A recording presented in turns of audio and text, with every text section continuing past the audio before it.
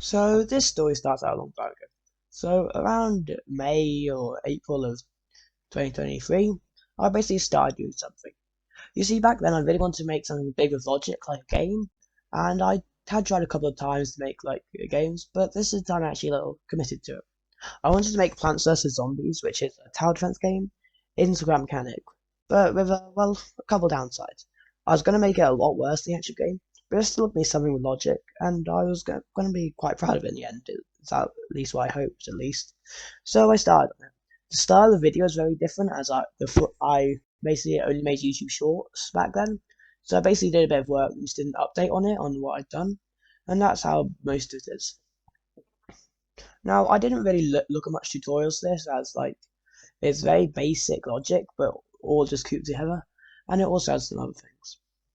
Now, Plants vs Zombies is a pretty simple game, and it basically just means that the game is basically there's 5 lanes, and you've got plants on the lanes, and basically there's sunflowers which give you like sun, which is the currency to get more plants, and you got to just shoot zombies at plants and stuff, and it's quite a simple game. Now, that's not a very good description of it, but it's what I was planning to make, except do a bit different.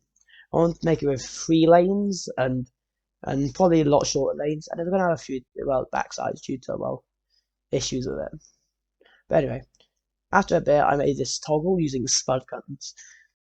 So this toggle basically means that you can toggle between the 3 planets pretty easily, and I did it using spud guns because it's a lot easier than anything else for me, especially for logic gates. Now, it would probably take up less space. It would take up less space if we did it with logic gates, probably. But like, I'd much rather it as in like a massive like sea of connection points. Eventually, it's a lot easier to see like the blue switch marks. Well, not the blue, the pink. Where like the pink where the switches are than like the spud guns. It's pretty simple in most basically. Spud guns just shoot the switches to toggle them on, and like with a bit of logic, you can basically make like an easy toggle, and it also means that, and also I did a bit more logic to make so only one switch can be on at a time, which is a pretty simple way to do it, but it works. Now, at the moment, I was just working on making the plant, being able to choose a plant, and then doing different things. Now, eventually making the actual zombies, it would be quite hard as they have to walk and do other things, but it's also going pretty well. I had a few designs for plants, and they looked like something like this. Now, these weren't going to really look like the plants, as I had a 3x3 area to display a plant, so it would be more a symbol than a plant. Now, this would make it look relatively worse. I regret not making it slightly bigger, but that's also going to another limitation. It's like you can't render logic gates them that far away, which means it's like quite hard to have like a big board if I did. But it went pretty well. The biggest problem with the project was mostly motivation. Like, this is why the video mostly only came out now. That's because I literally lacked the motivation to, actually, like, complete it. But also, it didn't exactly work out in the end, but I'll explain that later. As you can see, we can now toggle between 3 plants. Basically, the 3 plants are going to be a sunflower, which produces sun, which is the currency you can use to buy other plants. There's also a pea shooter, which is just shoots at zombies, and there's a better pea shooter, which costs more but shoots faster. Now, it's a pretty unoriginal thing, but now you can see the pea shooters shoot, and it doesn't look too bad. There's also 7 of the things now, and it looks okay. Now that there's 7 columns, it's definitely coming along.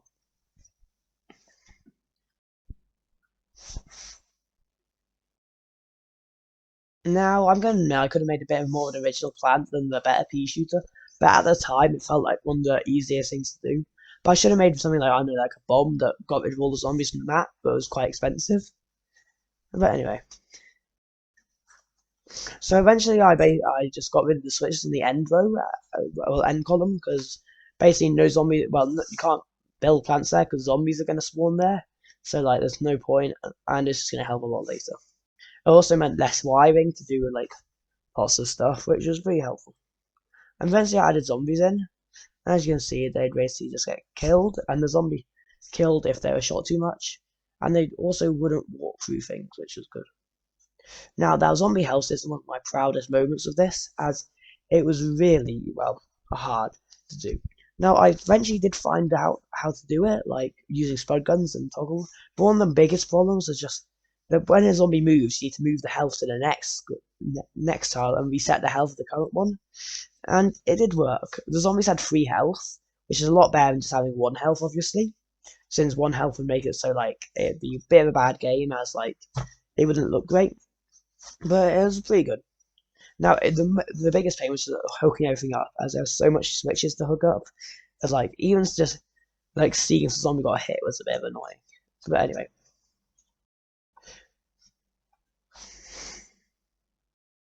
so I had to do this around 6 times to actually fully do well. 6 times, since I didn't need to do it on the end row, as they'll never get hit. The real Plants vs Zombies is also easier, since as long as when one zombie gets to the end of a row, it basically just kills the zombie pretty much, so that it wouldn't actually like yeah, it just kill the zombie, so it basically like what you wouldn't lose when it got to your side. This doesn't have that, so you'll just lose straight away basically. But I never really got to that part. Now, this was when motivation was the highest. I did it relatively quickly. It only took like an hour, which was pretty good for me. Now, it used a very basic system of basically just toggling switches again, and a few basic logic bits. I never really searched up tutorials, as like I didn't know what to search up, as like there's not really much names to these things, but it went okay. So I made it so the zombies moved as well, and they also died on any square as well, which is quite a big thing, as copying over to every square is a pain.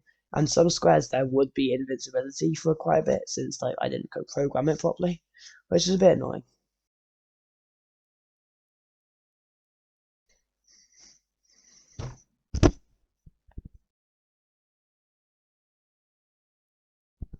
But anyway, it worked pretty well. Eventually, I made it so the zombies could, destroy plants, but it took quite a long time. There's also a problem that zombies could like walk through plants as long as it was placed after it moves onto the square in front of the plant. So like if you moved onto if a zombie moved, then you place a plant in front of it to stop it, and basically just walk through it, as it only checks if there's a plant in front of it before when it moves onto the square and not after. Which is a bit of a bad thing by me. But it did work. But there was also a few problems, like the zombie animation wasn't very good, as it basically was just a line that walked on the next tile, which was kind of bad. But I started working on the sun system. Now this is just the currency, so I'm just going to call it the currency from now on. And it's pretty simple. They use 2 pistons and some sensors, which is a really like bad system. Like I really tried to make like a logic one, but it wouldn't work that well, so I was pretty frustrated. So yeah. I also made it so the zombies move more smoothly, and it looks a lot better. It was definitely worth it, as it makes the game feel less like a square mechanic game, and like, you know.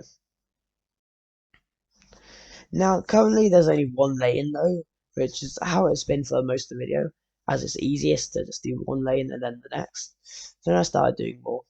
I also added some, sound effects using Toadbite and stuff, even some music to it, but it sounded pretty bad, so I'm not someone to do some things. But it was overall quite fun doing this. I did have to come back to it quite a few times, as like motivation was down, so I had like months of break. But eventually I got 3 rows in. As you can see, zombies spawn in and they all die. Mostly. Most of them die at least. But it looks pretty good. Now it's quite good to just see this thing like think and do stuff, like just the logic gates all flicker on. It was quite satisfying. This did use up a lot of logic gates, and I mean a lot. Around like 1500, which is quite a lot, and lots of those are manually placed, and lots of them are just copy and pasted in. It also uses 132 spud guns, which is a lot, and I think it could have had a few less in. But it was a pretty easy system to do, and I quite liked it. And I started using the round system, which basically pretty easily is basically just a round system. So more zombies spawn the further you get in, and there'll be 5 rounds. At the moment there was 10 rounds, but I realised that once you get past 5 rounds, you can't really make the game harder, because the max amount of zombies you can have on squares at once. There's only 1 zombie can go on each square at once, which is a pretty it's not bad, but it's just a limitation of this square mechanic.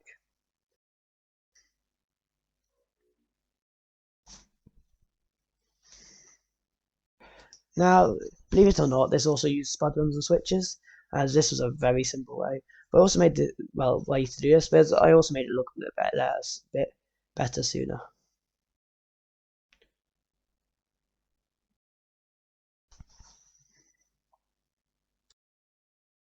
But anyway, time to actually show this thing off.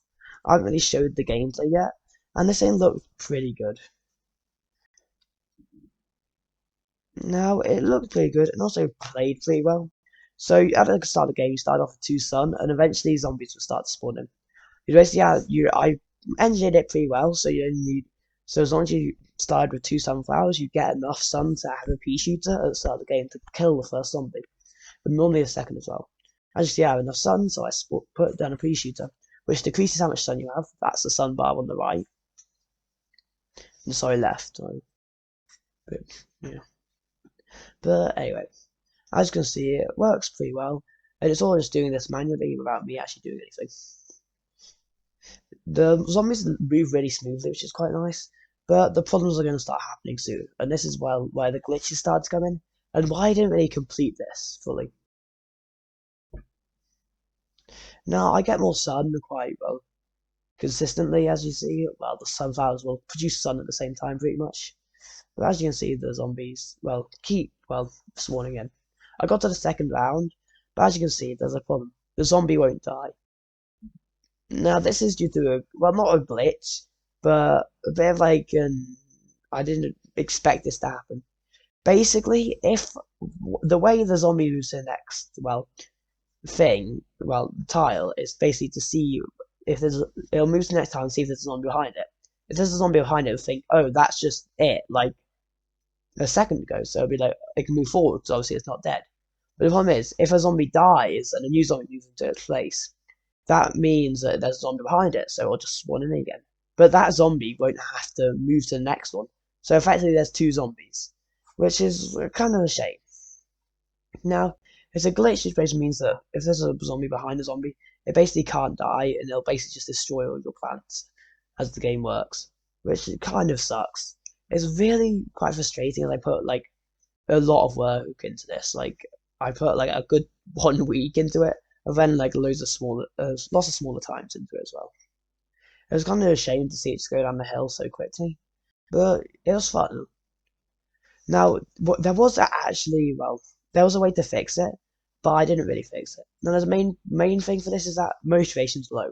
I'd basically just finished and was really excited to see my game when I just found out, the glitch, but there's no really much way to fix it. Well, except there was.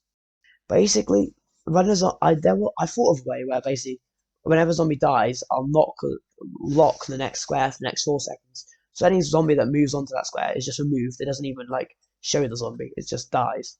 So even if this did happen theoretically, it would just get rid of the zombie.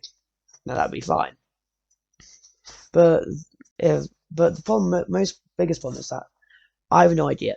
So when I wanted to add this, I made I made the main bit 5 months ago. So I didn't remember much about it, which basically meant it basically just meant there'd be a massive pain to do. As first of all, I can't access many of the rows because of how packed they are. So it'd basically be really hard to access some lanes to actually do this, and it was actually quite a lot of code.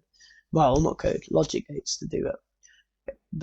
And the main problem is that I'd have to go to an old backup of it so I could actually change it.